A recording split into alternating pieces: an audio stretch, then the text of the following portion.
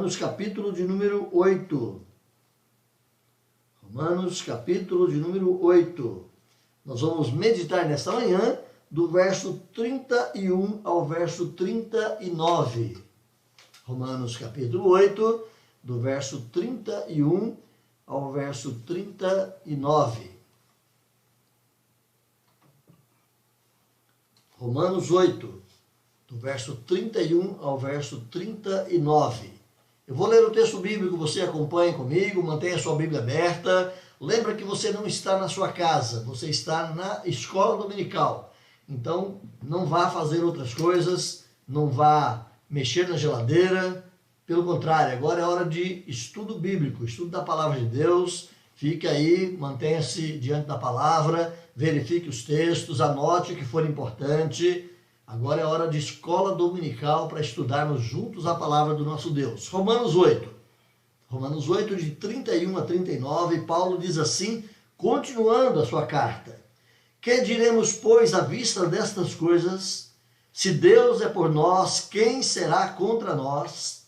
Aquele que não poupou o seu próprio filho, antes por todos nós o entregou, porventura não nos dará graciosamente com ele todas as coisas? Quem intentará acusação contra os eleitos de Deus? É Deus quem os justifica. Quem os condenará?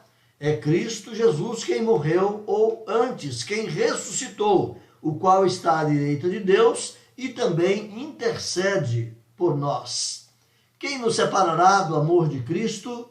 Será tribulação, ou angústia, ou perseguição, ou fome, ou nudez, ou perigo, ou espada? Como está escrito, por amor de ti somos entregues à morte o dia todo. Fomos considerados como ovelhas para o matadouro. Em todas essas coisas, porém, somos mais que vencedores por meio daquele que nos amou. Porque eu estou bem certo de que nem a morte, nem a vida, nem os anjos, nem os principados, nem as coisas do presente, nem do porvir, nem os poderes, nem altura, nem profundidade, nem qualquer outra criatura poderá separar-nos do amor de Deus que está em Cristo Jesus, nosso Senhor. Esse é o texto, meus irmãos, da nossa reflexão e estudo da palavra nessa manhã, e o nosso desejo é que Deus alimente a nossa fé, fortaleça a nossa esperança em Cristo Jesus através da palavra. Fique firme, vamos caminhar conosco aqui, louvando então o nosso Deus bendito.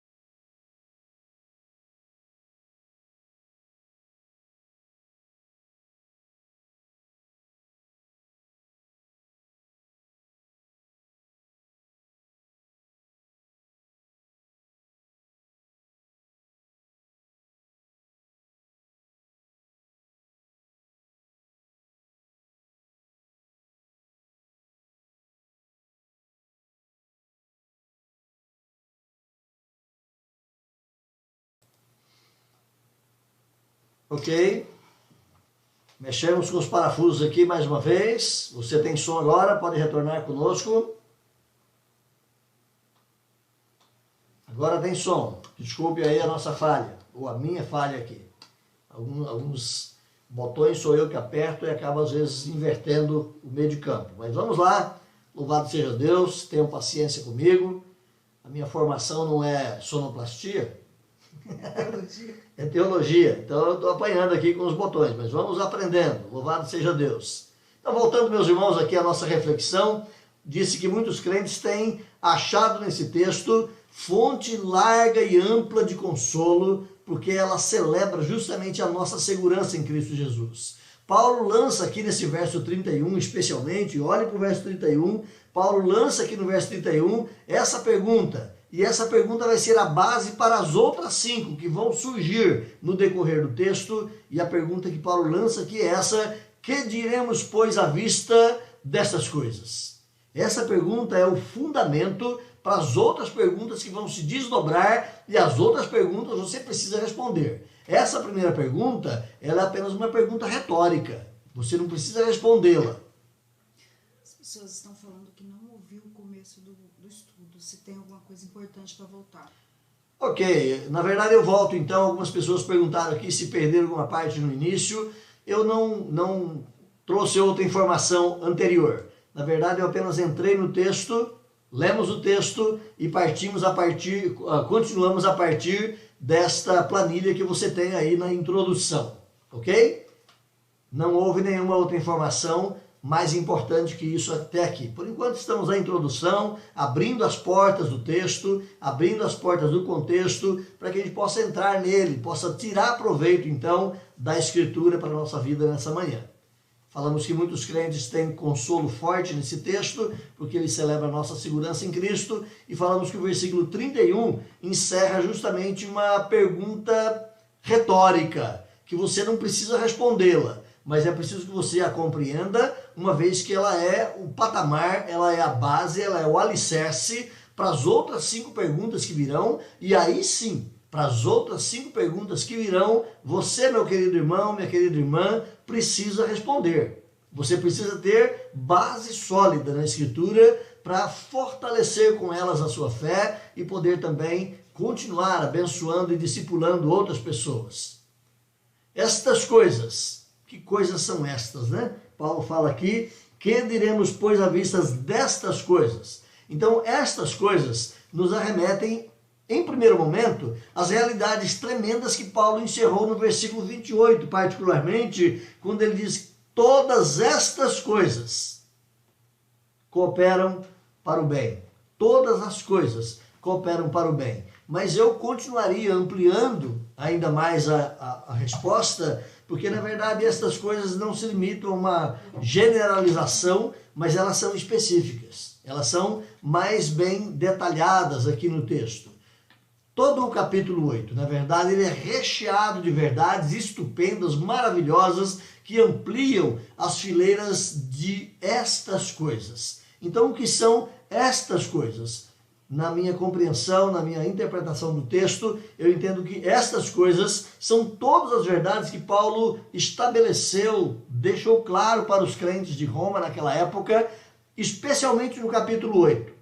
Começando lá no versículo 1. Não há mais condenação para os que estão em Cristo Jesus. A nossa natureza é caída, é carnal, ela é depravada, ela é corrompida, ela não busca a Deus, mas Deus nos alcançou em Cristo Jesus. Versículo 3. E Paulo continua falando sobre a grande obra da transformação, da justificação da nossa vida. Paulo vai dizer que toda a natureza está gemendo, sofrendo, nós os salvos em Cristo, gemendo e sofrendo, angustiados, esperando a transformação e a restauração de todas as coisas. O mundo geme, o Espírito Santo geme por nós. Nós somos predestinados, selecionados, nós somos chamados na época certa, somos justificados em Cristo Jesus e temos já a grande certeza da glorificação. Tanto é que no último versículo aí, versículo 30, Paulo vai dizer que Deus glorificou. Na compreensão do plano soteriológico, salvador de Deus, tudo já está pronto. Até mesmo a nossa glorificação, já na mente de Deus, é algo concreto, é algo realizado. Falta a efetivação no último dia, mas na mente de Deus tudo está pronto, tudo está perfeito. Então, eu entendo que estas coisas se referem a todo esse contexto de verdades tão tremendas, tão estupendas, tão maravilhosas que estão em todo o capítulo 8, e por que não dizer em todos os capítulos do capítulo 1 até o capítulo 8. Quantas verdades tremendas! Então, que diremos à vista destas coisas? Estas coisas, elas podem se embasar lá no versículo 28, mas a minha compreensão vai um pouquinho além dessa resposta que a revista nos trouxe, e eu gostaria de colocá-la especialmente no capítulo 8, mas também estendendo para todos os outros capítulos. Primeira divisão aqui da nossa lição, meus irmãos, nessa manhã. Primeira pergunta que você precisa responder: se Deus é por nós, quem será contra nós? Essa é uma questão que Paulo levanta, retoricamente ainda. Não é a resposta, ou não são as 5 perguntas que você tem, mas retoricamente, quem será contra nós? Como você responderia essa pergunta? Se Deus é por nós, quem será contra nós? Não dá tempo de fazermos aqui aquele bate-papo na área de comentários, mas se você quiser entrar depois, ou agora, alguma dúvida, algum questionamento, e ir colocando ali, a nossa diretora está de prontidão aqui para nos dar o respaldo suficiente e vamos ajudando aí na medida do possível. Então, essa perguntinha aí, como você responderia essa questão? Se Deus é por nós, quem será contra nós? Você pode respondê-la para alguém que te procura, que te questiona? Qual é a base bíblica que você poderia oferecer, nesse caso, para as pessoas à sua volta? Meus irmãos, Deus nos separou para Ele mesmo e então ninguém pode ser bem-sucedido contra nós. Deus selecionou e separou um grupo de pessoas. A forma da seleção, da escolha, isso cabe única e tão somente, unicamente, à soberania divina. Aquilo que Paulo vai dizer lá em Efésios 1, ao beneplácito de Deus. Porque ele separou A e não separou B. Porque ele escolheu este e não escolheu aquele. Deus é soberano. Ele é o Senhor de toda a história. Mas a Escritura diz que aos eleitos, Deus os separou para si e por causa disso ninguém pode ser bem-sucedido contra os eleitos. Mesmo que vivamos, como de fato vivemos, no mundo incrédulo que nos odeia e age contra nós, estejamos seguros. Fique firme, hold fast, aguente firme. Não há perigo contra a sua vida. Você está seguro. No versículo 38, Paulo menciona principados, anjos e demônios, tudo isso contra nós. Olha só para perceber que há quem seja contra nós. A pergunta então que Paulo levanta, quem será contra nós?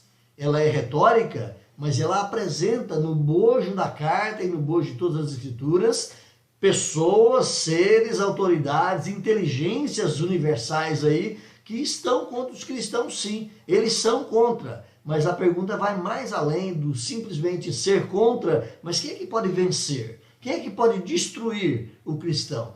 Então Paulo vai mencionar aqui essas forças que estão contra os cristãos. Mesmo que o pecado que habita em nós seja o nosso grande inimigo, a vitória é garantida aos eleitos de Deus. Então, nesses 3 quadrinhos que você tem representando logo à sua frente aí, você tem 3 grandes inimigos do cristão. E eles são contra o cristão. Primeiro, o mundo.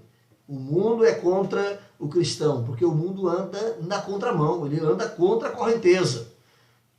Os principados e potestades, figura de todo o ser maligno caído, o diabo, ele é contra o cristão.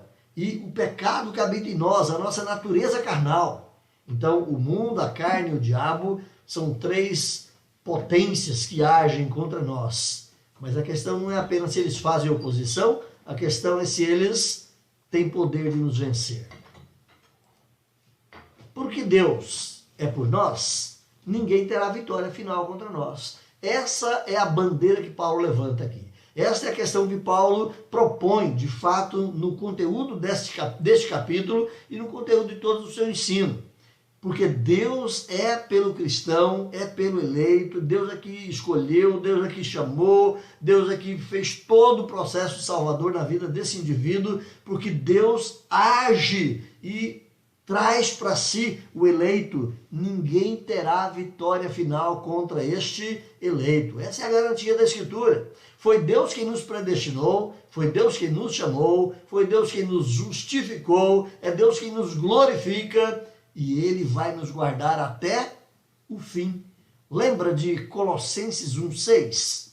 Não está aqui no nosso script, mas me cai à memória. Colossenses 1,6 diz o quê? Aquele que começou a boa obra em vós, há de completá-la até o último dia. Aquele que começou a boa obra em vós, há de completá-la até o último dia. Em Efésios 1:13 e 14, Paulo fala que nós somos selados com o Santo Espírito da promessa e ele é a garantia e o penhor da nossa salvação até o dia final da redenção. Então, se Deus é por nós, quem será contra nós? Quem há de ter vitória contra o cristão? Essa é a questão que Paulo levanta. Dr. John Stott, ele vai dizer que mesmo que todos os poderes do inferno se ajuntem contra nós, eles nunca prevalecerão, porque Deus está do nosso lado.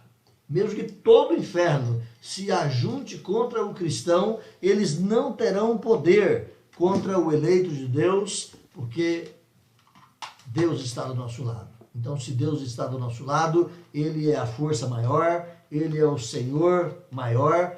Quem será contra nós? É a pergunta de Paulo. Satanás pode tentar fazer o que ele quiser.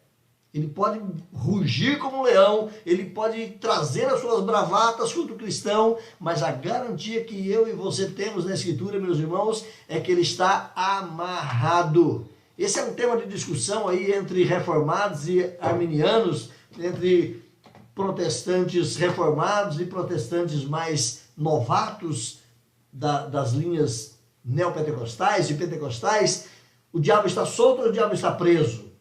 Na visão reformada da exegese bíblica, o diabo está preso, ele está amarrado, ele está acorrentado. Mas não pense você que ele está acorrentado num bolo amarrado e jogado no chão, não é bem isso, mas ele está amarrado como um forte e poderoso leão, amarrado com uma corrente que se estira até um certo limite e ele tem uma área de ação. Então, se você está longe do alcance dele, fora do limite da corrente, para você ele está preso. Mas o indivíduo que entra no limite da corrente, ele tem todo o poder de ação e para esse indivíduo ele está solto. Biblicamente, ele está acorrentado, ele está limitado no seu poder de ação, ele está amarrado. Vamos continuando aqui. Segunda questão que nós temos então, meus irmãos, na nossa reflexão dessa manhã, é que Deus não nos dará graciosamente com Ele todas as coisas? Olha o que Paulo diz. Se Deus é por nós, quem será contra nós? E a pergunta que Paulo levanta no versículo 32, Ele não nos dará graciosamente com Ele todas as coisas? Essa é a pergunta. Então você pode respondê-la. Qual seria a sua resposta a essa pergunta? Deus não nos dará graciosamente com Ele todas as coisas? Qual é a sua resposta? Vamos lá, caminhando aqui, vamos compartilhando. É preciso que nós, irmãos, fiquemos atentos à Escritura e não apenas aquilo que nós, quem sabe, pensemos ou que nós, quem sabe, tenhamos já de prontidão. Mas o que é que a Escritura diz? Será que Deus nos dará tudo o que desejarmos? Já que eu sou seu filho, existem algumas proposições neopentecostais, modernas, que querem dizer isso. Se você é filho do rei, peça. Se você é filho do rei, não há problema, não há barreira. Você pode pedir que Deus vai dar tudo o que você quiser. Prosperidade, dinheiro, casa, mansão. É isso mesmo? Será que Deus nos dará tudo o que desejamos? Será que Deus vai suprir todas as nossas necessidades? Olha, já mudou um pouquinho o teor da pergunta. Deus nos dar tudo o que desejarmos é uma coisa. Suprir todas as nossas necessidades tem uma outra visão, um outro ângulo. Não é? O que Deus tem feito por nós? Não podemos perder isso de vista. O que Paulo tem em mente? Esse dar todas as coisas está ligado a quê, de fato, na questão que Paulo levanta? Então não percamos de vista, meus irmãos, que o Senhor Jesus Cristo, ele já fez para nós tudo o que era necessário. Ele já deu para nós todas as coisas. Olha o versículo 32, então, onde Paulo levanta esta questão. Aquele que não poupou o seu próprio filho, ou seja, por todos nós o entregou. Aí Paulo levanta a questão, porventura ele não nos dará consigo todas as coisas? A coisa principal que Deus deu para nós, a coisa mais importante que temos é a cruz. É o sacrifício de Cristo ali na cruz, é o pagamento da nossa condenação e da nossa culpa. Agora, junto com a cruz, junto com o sacrifício de Jesus Cristo, derivado desse sacrifício, todas as outras coisas nos são dadas. Aquele que não poupou o seu próprio filho, é a expressão que Paulo levanta aí, centralizando a resposta à pessoa de Jesus Cristo. Será que ele não nos dará com ele todas as coisas? E todas as coisas são materiais, bens, riquezas, dinheiro, família, prosperidade. O que é que Paulo está dizendo? Ou será que Paulo está dizendo todas as coisas pertinentes à vida e à salvação eterna? Porque o conteúdo de Paulo aqui nessa carta, especialmente nesses capítulos, não é tratar da sua vida material, mas é tratar daquilo que Deus realiza para você em Cristo Jesus. Há uma outra coisa interessantíssima aí ligado a esta questão. Não nos dará com ele todas as coisas aquele que não poupou o seu próprio filho. Essa expressão, aquele que não poupou o seu próprio filho, arremeteria à mentalidade ou à cabeça do judeu, qualquer judeu que conhecesse o Velho Testamento, faria com que ele se lembrasse facilmente dessas palavras. Quem não poupou o seu próprio filho na cultura judaica? Quem não poupou o seu próprio filho na história da nação judaica? Abraão. O próprio Abraão, esse foi aquele que é reportado e, quem sabe, trazido aqui a imagem também, quando o judeu lesse essa carta. Deus usou essas palavras lá na história de Abraão. Quero que você corra para lá. Gênesis capítulo 22. Vá lá comigo. Gênesis capítulo 22, versículo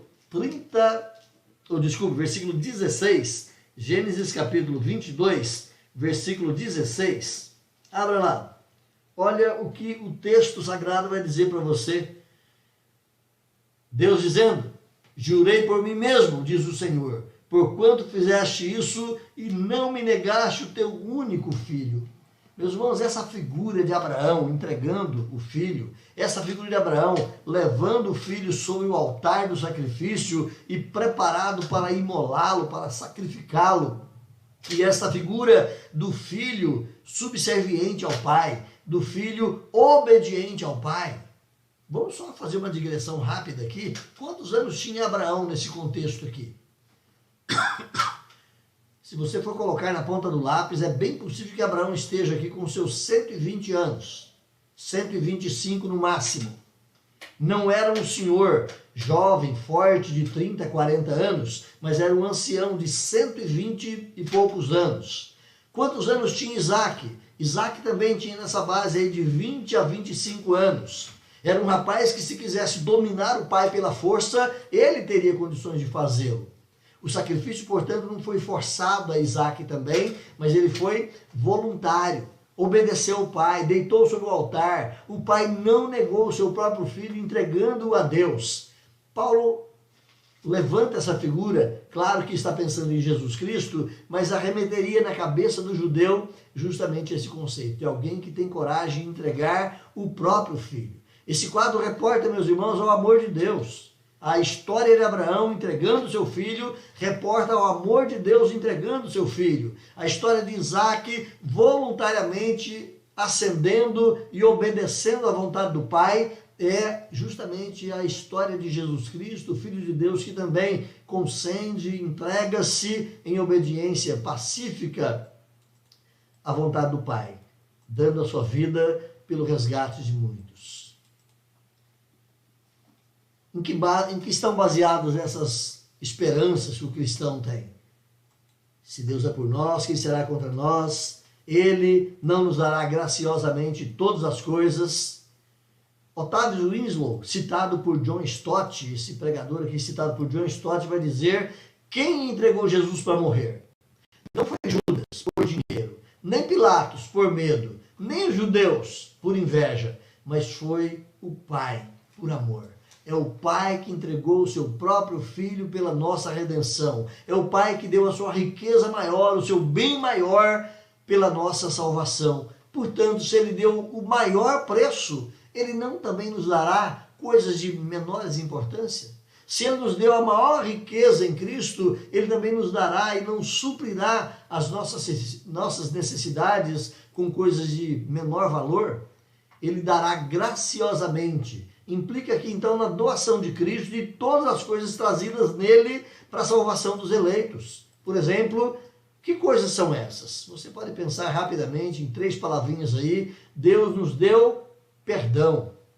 E quando se fala de perdão, há muitos e muitos textos da Escritura que exploram e que explicitam essa realidade para você. Uma delas que me vem rapidamente aqui à mente é aquela parábola de Jesus sobre o devedor. Diante do rei, não tinha como pagar a dívida, era uma dívida impagável para aquele cidadão comum, e o rei simplesmente o libera e diz: vai, está perdoado. E ele depois, ao voltar para casa, encontra com um amigo que devia para ele misérias. E ele espanca, e ele manda prender, e ele trata mal aquele amigo. O rei volta atrás e lança aquele primeiro na prisão. Seu ingrato, eu te perdoei. Como é que você não poderia perdoar o seu irmão? Riquezas ou dívidas imensas que nós tínhamos para com Deus. Deus nos deu perdão. Deus isentou a nossa dívida para com Ele. O texto lá de Colossenses capítulo 2, versículo 14 e 15, também não está aqui no script, mas o texto lá de Colossenses capítulo 2, versículo 14 e 15, Paulo diz que Jesus Cristo pregou na cruz o escrito de dívidas que era contra nós. Ou seja, a relação de todos os nossos delitos, uma lista infindável de culpas, de dívidas para com Deus. Ele pregou na cruz, ele pagou na cruz, ele gritou sobre elas: está pago. Então, o perdão de Deus, coisa maravilhosa que Deus estende ao seu eleito. Segunda coisa, o seu amor. Meus irmãos, nós não temos amor próprio. Nós não temos um amor perfeito para amarmos a Deus. O nosso amor foi afetado pelo pecado. O nosso amor foi destruído pelo pecado. O nosso amor foi alquebrado e moído de tal maneira que nós amamos de maneira tão defeituosa. Mas Deus nos doa o seu amor para que nós possamos amá-lo de maneira verdadeira. Outra coisa que Deus nos dá, a alegria. Deus enche o coração dos seus eleitos de alegria, a certeza absoluta e inarredável de que estão realmente seguros em Deus. Coisas que Deus nos dá em Cristo Jesus. Implica então que somos seus filhos e Deus dará tudo de que precisamos. Observe bem, Deus não vai dar tudo o que você quer, mas Deus vai dar tudo o que você precisa. E mesmo que você precisa, não passa pelo seu crivo, não passa pela sua peneira, mas passa pelo juízo e pelo crivo de Deus. É Deus que estabelece o que eu preciso realmente. As coisas que eu tenho sobram e sobejam, são supérfluas, muitas delas. Então Deus promete dar tudo aquilo que nós de fato precisamos. Ele vai suprir, como diz Paulo aos Filipenses, todas as nossas necessidades em Cristo Jesus. Ele vai suprir. Deus nos dará com Cristo e por causa de Cristo todas as coisas que precisamos. Então, uma vez que Deus já nos deu a maior das dádivas, a maior das suas riquezas, que é o seu próprio Filho, acaso vai reter alguma coisa de menor valor? Acaso ele vai deixar de dar algo que nós precisamos? Lembra-se da pergunta de Jesus? Se um pai como nós, que sendo maus, sabe dar coisas boas aos seus filhos, será que Deus também não nos dará coisas boas? Essa é a pergunta de Paulo. Mackintosh é um comentarista bíblico, já de uns 200 anos atrás, ele vai dizer que a incredulidade pergunta: porventura ele dará? Enquanto a fé pergunta: porventura ele não dará?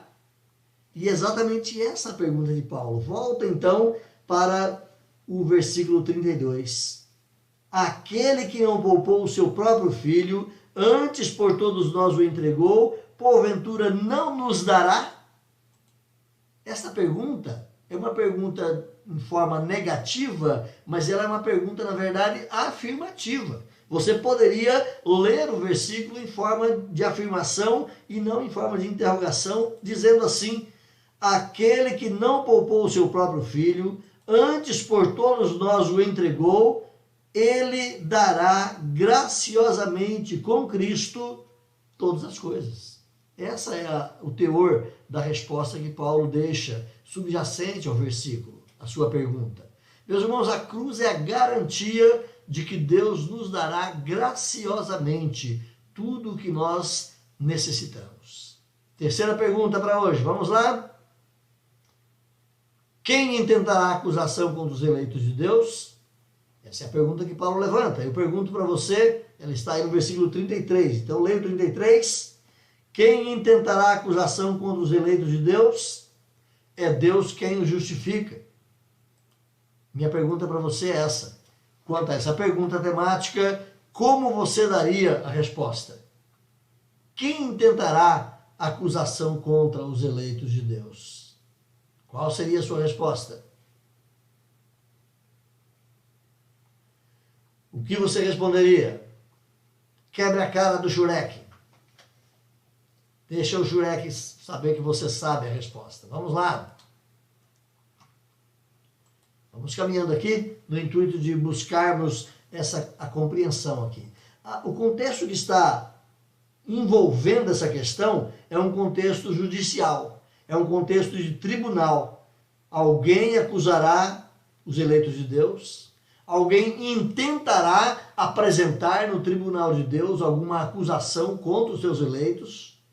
Deus é o juiz, ele está a postos, há advogado de defesa, o próprio Senhor Jesus Cristo, e há alguém que se propõe a ser o Ministério Público, há alguém que se propõe a ser o advogado de acusação, aliás, o público é o de defesa, né? Há alguém que se propõe a ser o advogado de acusação contra os eleitos de Deus? Essa é a pergunta que Paulo levanta aqui para nós.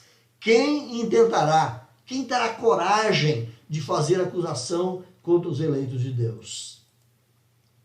Meus irmãos, o pecador está no banco dos réus, mas onde estão os seus acusadores? Essa é a questão que fica subjacente à pergunta. Quem tentará? Quem terá coragem de entrar na sala do trono e fazer acusação contra os eleitos de Deus? Será que alguém nos acusa? Será que nós temos acusadores diante de Deus? Meus irmãos, tendo o juiz uma vez declarado justo o pecador, tendo o juiz uma vez declarado justo o eleito, ou tendo justificado o eleito, ninguém mais o pode acusar. O juiz já deu a sentença, ele está justificado. O juiz já deu a sentença, ele é considerado justo, não pelo que ele é, mas pela conta paga. Não há mais dívida. Alguém poderia levantar a bandeira de dívidas contra o eleito? A resposta definitiva e última que temos aqui, meus irmãos, ela é proposta pelo próprio apóstolo Paulo ao apresentar a tese da justificação divina. Olha de novo o versículo 33. Paulo te dá a resposta aí. Quem tentará acusação contra os eleitos de Deus? É Deus quem os justifica. Paulo está dizendo, quem tentará acusação contra os eleitos de Deus? Eles estão justificados. Eles estão já com a sua conta quitada. Quem vai acusá-los de débito? Há uma perguntinha aqui? Não, é só uma resposta. Há uma afirmativa aqui, isso. Obrigado pela participação dos irmãos aí. Eu não estou conseguindo acompanhar todas as respostas ao mesmo tempo, mas fico feliz aí pela sua participação. Nem ninguém e nada poderá de fato nos acusar perante Deus. Mas essa é a proposta que você tem. Diante de um tribunal onde o juiz já acabou de encerrar a sua sentença, ele disse, palavra última, aquele que fora condenado está agora absolvido. A sua conta está paga. Quem poderia ir lá e dizer, há uma pendência?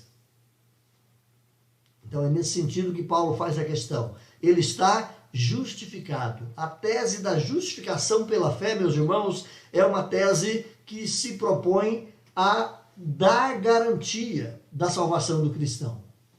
Só um minutinho, preciso de água.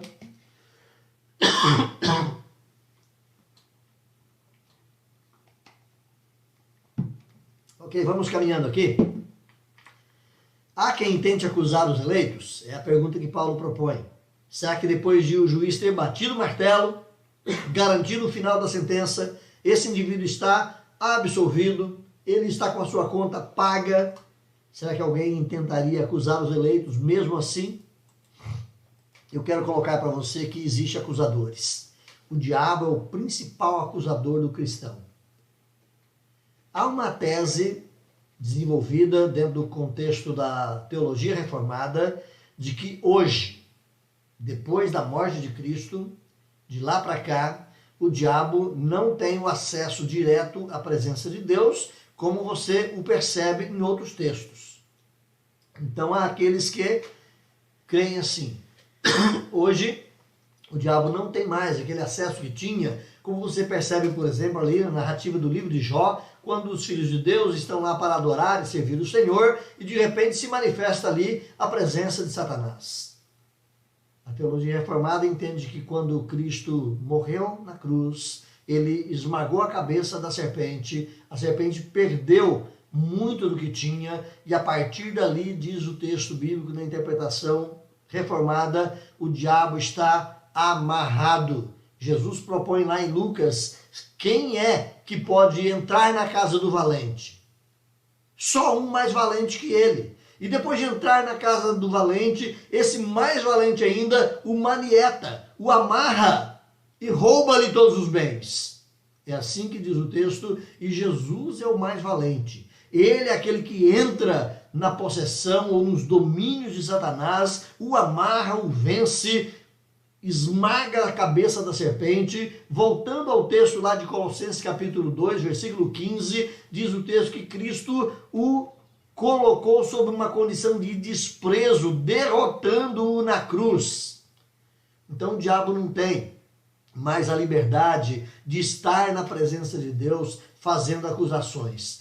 Mas, mesmo que você entenda assim, ou entenda da forma mais tradicional, que ele ainda vai na presença de Deus ou não, ele continua sendo o nosso acusador. Ele acusa muitas vezes a nós mesmos, para nós mesmos.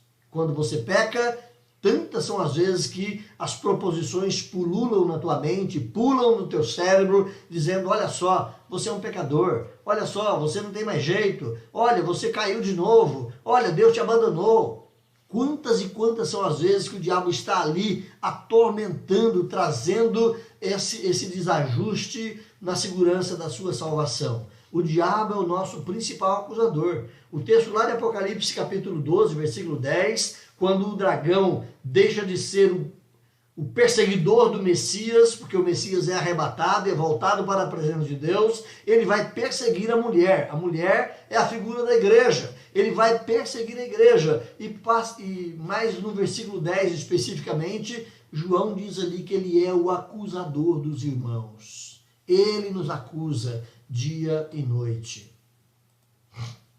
Então o diabo faz questão de apontar o nosso passado. Ele faz questão de olhar para você e está vendo, olha, você pecou de novo. Ele faz questão de olhar para você e dizer, olha só o seu histórico, olha só o seu passado, olha quem é você. Mas, como alguém já nos ensinou, quando o diabo mostrar qual é o seu passado, lembre para ele qual é o futuro dele. Quando o diabo mostrar o seu passado, mostre para ele qual é o futuro dele. Porque o nosso passado já está quitado. O nosso passado já está pago em Cristo Jesus. O nosso passado já está acertado todo o débito pelo sacrifício da cruz. Mas qual é o futuro dele? Lembre, qual é o futuro dele? Outro acusador que nós temos, meus irmãos, é o mundo. O mundo apresenta as suas acusações constantes contra o cristão. O mundo acusa os eleitos de andarem na contramão. O mundo acusa os eleitos de Deus de serem contra o sistema social. O mundo acusa os eleitos de Deus de serem contra o andamento da boa ordem dessa casa terrestre. Porque nós muitas vezes somos aqueles que viramos o mundo de cabeça para baixo. Nós muitas vezes somos aqueles que vão contra as proposições do mundo e precisamos ir quando essas proposições são contrárias à vontade de Deus. O mundo nos acusa, mas é bom lembrarmos, como diz o apóstolo Paulo, nós não andamos segundo o curso deste mundo. Nós não andamos segundo o curso deste mundo e isso inquieta o mundo, isso perturba o mundo. O Senhor Jesus Cristo, lá em João capítulo 15, vai dizer, se perseguiram a mim, perseguirão a vocês também. Se odiaram a mim, vão odiar a vocês também.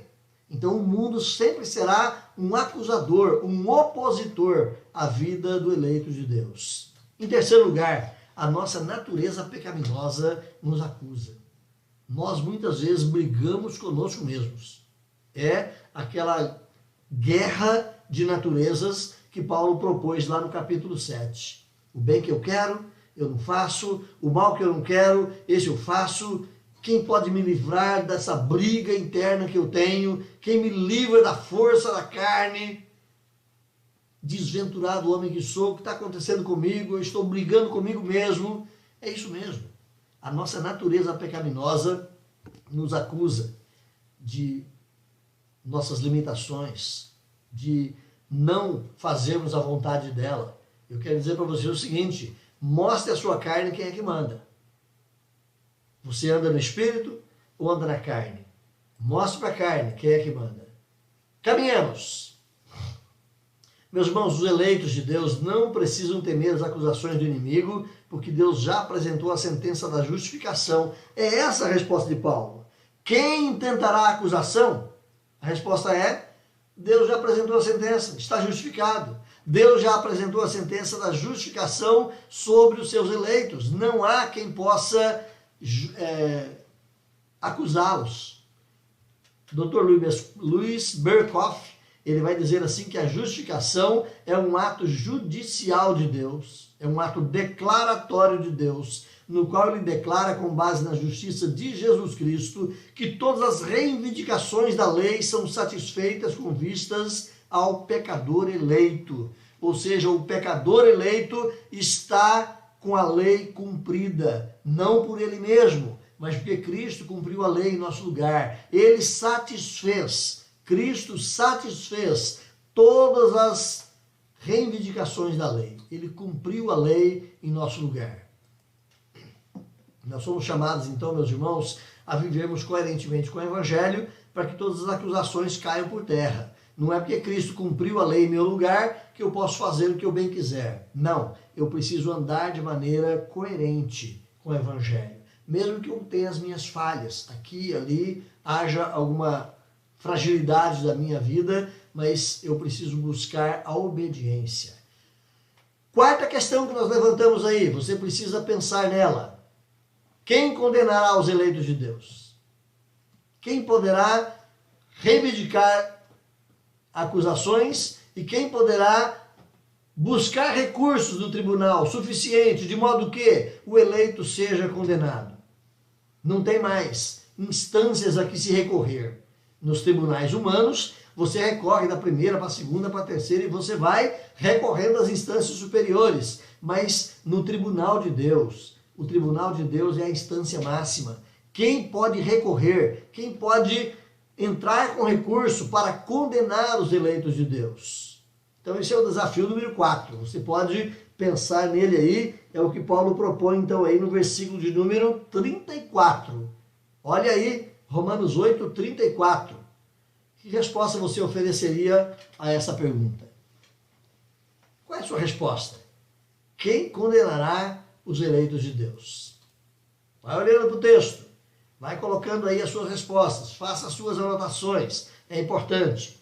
Será que alguém pode condenar os eleitos de Deus? Retoricamente é o que Paulo levanta para nós aí.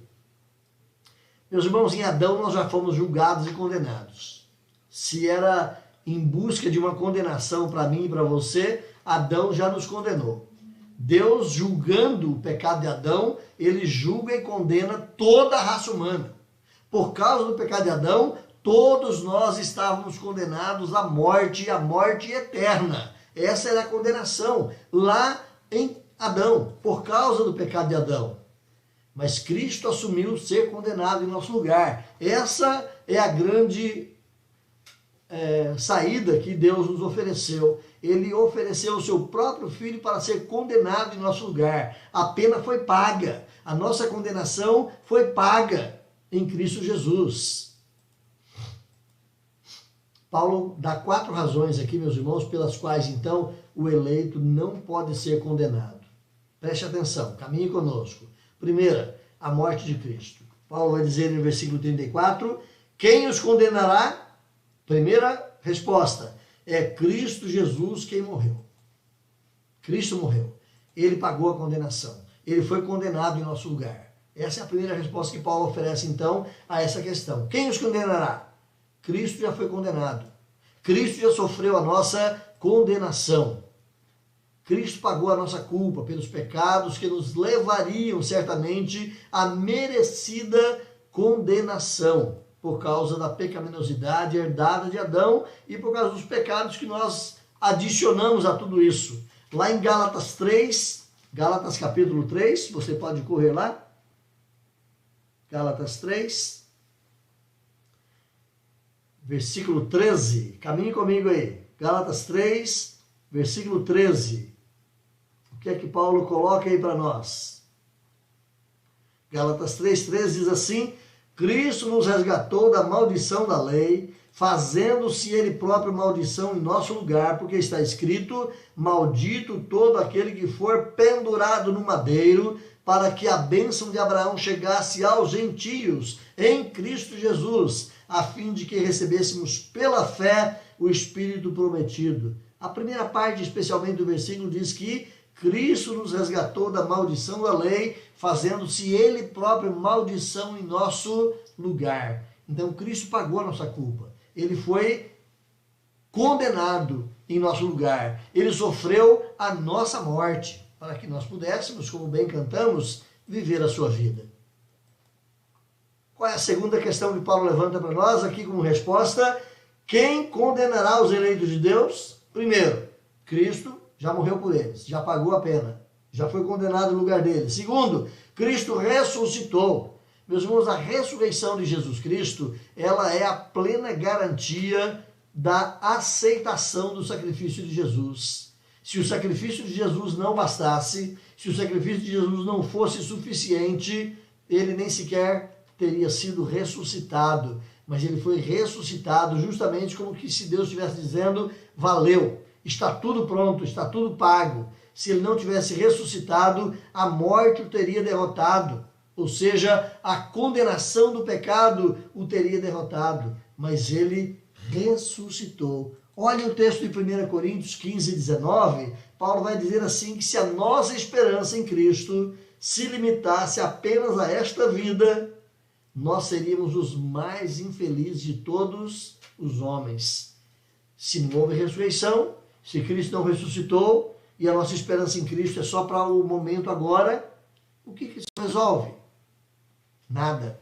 Então a ressurreição de Jesus Cristo é a garantia também de que ninguém pode condenar os eleitos de Deus. Terceira resposta que Paulo nos oferece aí, meus irmãos, está implícito, mas é a posição soberana de Cristo à direita de Deus, quando Paulo diz, o qual está à direita de Deus. Desculpe, eu coloquei implícito, mas é explícito.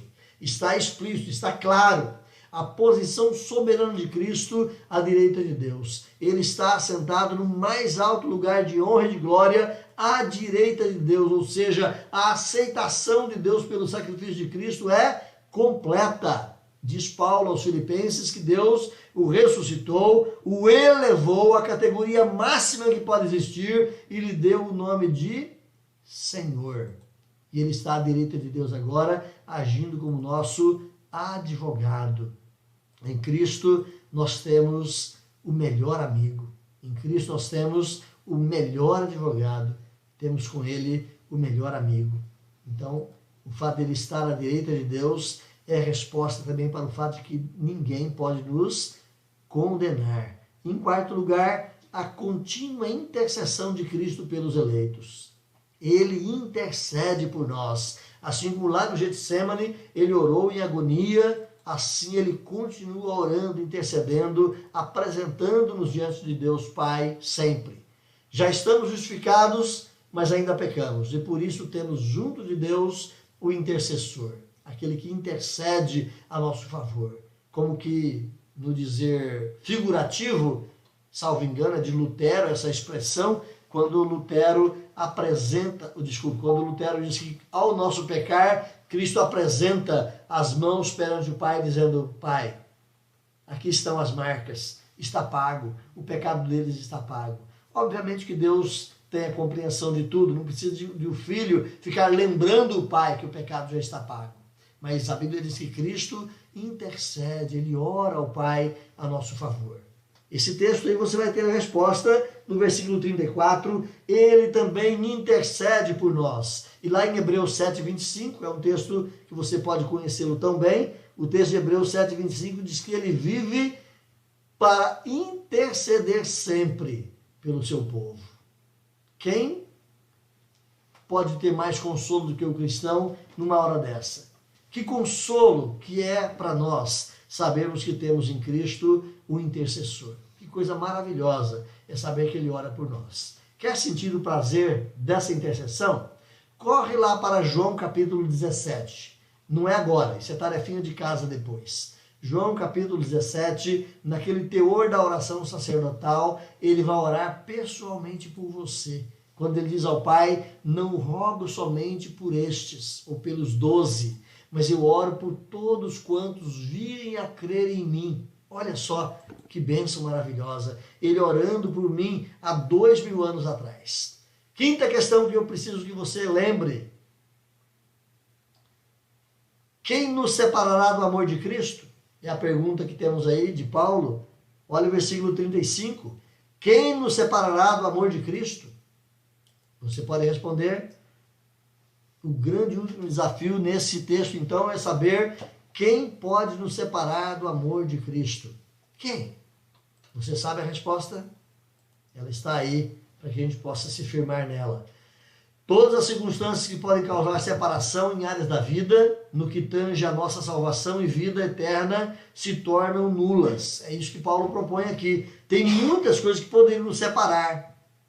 Por exemplo, quando você morre, você está separado. Quando você passa por tribulação e angústia, você está separado. Mas Paulo vai dizer que essas coisas podem nos separar do amor de Cristo. Não é? Então, as circunstâncias que podem nos separar aqui nessa vida de pessoas, de relacionamentos, Paulo vai dizer que não. Elas não podem nos separar do amor de Cristo perante o Pai. Paulo menciona aqui, meus irmãos, 7 itens na sua lista como um exemplo de que nada pode afetar a nossa relação de justificados que nós temos perante Deus na pessoa de Jesus Cristo. Nada pode. Paulo apresenta aqui essa relação, então, de 7 itens, mostrando que nós não podemos ser separados. O eleito é entregue à morte o dia todo. Olha o que Paulo coloca no versículo 35. Será tribulação? 1. Será angústia? 2. Será perseguição? 3. Será fome? Será nudez? Será perigo? Será espada? Nada disso nos separa. E nós somos entregues à morte o dia todo. Assim como Cristo morreu, os que estão com ele também estão mortos. Mortos para o pecado. Mortos para a negação da vontade de Deus. Então é preciso assumir a morte, é preciso você assumir o fato de que você está morto em Cristo Jesus para o pecado, mas vivo para fazer a vontade de Deus. Então a nossa morte é preciso ser assumida. Leia o texto comigo, vai lá, Gálatas capítulo 2. Leia lá comigo, Gálatas capítulo 2, do verso 19, a partezinha final do verso até o verso 20. Abra lá a sua Bíblia. Gálatas 2, 19 a 20.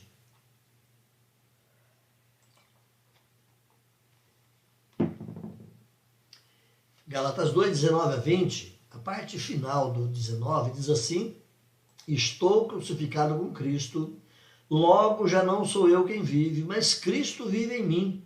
E esse viver que agora tenho na carne, vivo pela fé no Filho de Deus, que me amou e a si mesmo se entregou por mim. Estou crucificado com Cristo. No capítulo 6 nós estudamos isso. Assim como Cristo morreu, nós também morremos. Assim como ele ressuscitou, nós também ressuscitamos. Nós morremos para o pecado e ressuscitamos para uma vida nova. Aqueles que estão em Cristo estão mortos. E Paulo vai questionar isso lá no capítulo 6. Como é que nós viveremos para o pecado, nós os que para ele morremos? Estamos mortos para o pecado. Olha o capítulo 3 de Colossenses. Colossenses 3:5. Colossenses 3:5, Paulo diz assim: fazei morrer a vossa natureza terrena. 2 pontos. E aí Paulo vai desenvolver ali uma série de itens que fazem parte dessa nossa natureza terrena. Façam morrer a vossa natureza terrena. Façam morrer a vossa natureza terrena e experimente a morte. É isso que Paulo está dizendo. Experimente estar morto. Viva como se de fato estivesse morto para o pecado. Romanos 8:36, Paulo vai dizer aí para nós nesse texto o quê? Como está escrito: por amor de ti somos entregues à morte o dia todo, fomos considerados como ovelhas para o matadouro. O dia todo você morre. Quem quiser vir após mim, disse Jesus, o que faz? Negue-se a si mesmo, tome a sua cruz e siga-me. Negar a si mesmo é morrer para você mesmo. Tomar a sua cruz é morrer também. É símbolo de morte. Quem está em Cristo está morto para si mesmo, está morto para o pecado, mas vivo.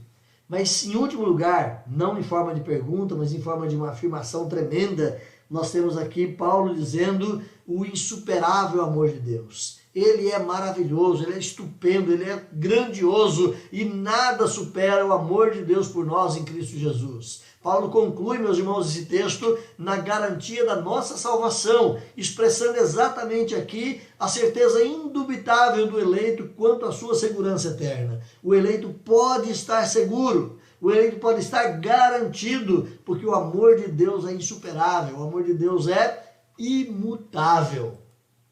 Deus não vai mudar o seu amor. Paulo apresenta aqui uma lista de 10 itens de realidades que não podem separar o eleito de Deus. Então Paulo vai levantar de novo, em forma de afirmativa, essa lista de coisas que não podem separar o cristão de Deus. Versículo 38 e 39. Eu estou bem certo de que... Aí Paulo começa uma lista. São 10 coisas, 10 itens que Paulo põe aí. Nem morte, nem vida, nem anjos, nem principados, nem coisas do presente, nem do porvir, nem poderes, nem altura, nem profundidade, nem qualquer outra criatura. Essa outra criatura envolve dezenas de coisas. Mas nada, nenhum desses 10 itens que Paulo coloca aqui pode nos separar do amor de Deus que está em Cristo Jesus. Interessante que Paulo apresenta esses itens de 2 em 2 e trata os 2 últimos separadamente na construção lá do texto original. Vamos olhar rapidamente, sem delongas, mas olhando cada um deles. Nem morte, nem vida. Então, nem a morte com todos os seus horrores, nem a vida com todos os seus encantos. Isso não pode nos separar do amor de Deus. Segunda questão, nem anjos, nem principados. Ou seja, os poderes sobrenaturais em grandeza, em conhecimento, em poder de ação, esses seres não podem nos separar do amor de Deus que está em Cristo Jesus. Por mais poderosos, por mais maravilhosos que sejam, eles não conseguem interferir na nossa salvação em Cristo. Terceira coisa, nem coisas do presente, nem coisas do porvir. As coisas do presente nos oprimem e as coisas do porvir nos deixam ansiosos. Mas essas coisas não podem nos separar do amor de Deus em Cristo Jesus. Quarta coisa, nem altura, nem profundidade. Isso aqui nos faz lembrar lá do texto de Salmo 139, quando o texto lá de Davi vai dizer que se eu subo aos céus, lá estás. Se eu desço do mais profundo abismo, lá estás também. Nada pode separar o amor de Deus da vida daquele que é o seu eleito. Você pode caminhar comigo e vai perceber que há mais coisas que Paulo propõe aí. Nem os poderes e nem as forças do universo. Paulo vai dizer aí mais à frente. Nada disso pode nos separar do amor de Deus que está em Cristo Jesus. Até Paulo levanta essas questões aqui das forças do universo, porque muitos naquela época, e muitos em nossa época também, acreditam que a humanidade está sendo controlada por forças astrológicas. Querido irmão ou irmã, então se você já leu ou se você tem lido astrologia para saber o que os astros estão dizendo para você, isso é coisa do inferno. Não vá nessa onda. Você estaria pecando se fosse acreditar em tais coisas. Mas esse é o pensamento do mundo. Quem é que segura a nossa vida? Quem é que sustenta a nossa vida? Quem é que destina a nossa vida? É o próprio Deus. Nem qualquer outra criatura, Paulo vai dizer aí, nem qualquer outra criatura, ou pessoa, ou coisa da criação de Deus, nada pode nos separar do amor de Deus que está em Cristo Jesus. Nada é capaz de nos separar. Nada é capaz de nos romper da relação que temos com Deus por causa de Cristo Jesus. Então isso aqui, meus irmãos, é uma certeza tão tremenda de que o cristão, contrariando alguns preceitos religiosos dos nossos irmãos pentecostais, nenhum cristão verdadeiramente remido perde a sua salvação. Se ele perdeu, é porque ele nunca teve. Essa é a expressão da Escritura. Não há mais condenação para os que estão em Cristo Jesus. Se você realmente foi remido em Cristo Jesus, não há mais condenação. Nada, diz Paulo, pode nos separar do amor de Deus que está em Cristo Jesus. Então, o amor de Deus é demonstrado na cruz a favor dos seus eleitos e é derramado em seus corações para que eles possam amar a Deus. Como eu disse antes, nós não temos amor perfeito para amar aquele Deus perfeito. O nosso amor é atingido pelo pecado, o nosso amor é alquebrado, o nosso amor é corrompido, mas Deus quer que nós o amemos e Ele derrama o seu amor em nossos corações. Corre lá, Romanos capítulo 5. Rapidinho, dá uma corridinha aí, volta aí algumas poucas páginas. Romanos capítulo 5, versículo 5. Você tem aí a expressão de Paulo, quando ele diz assim: ora, a esperança não confunde, porque o amor de Deus é derramado em nosso coração pelo Espírito Santo. Você pode anuir, você pode ajuntar a essa expressão de Paulo, que o amor de Deus é derramado em nosso coração. Você pode ajuntar a isso a expressão lá de João, na primeira carta, quando ele diz que nós o amamos porque ele nos amou primeiro. Ele nos amou primeiro. Ele derramou o seu amor em nosso coração e agora podemos amá-lo. Nós só podemos amar a Deus porque Ele nos amou primeiro. Desculpa, irmãos, fala bastante e a garganta reage.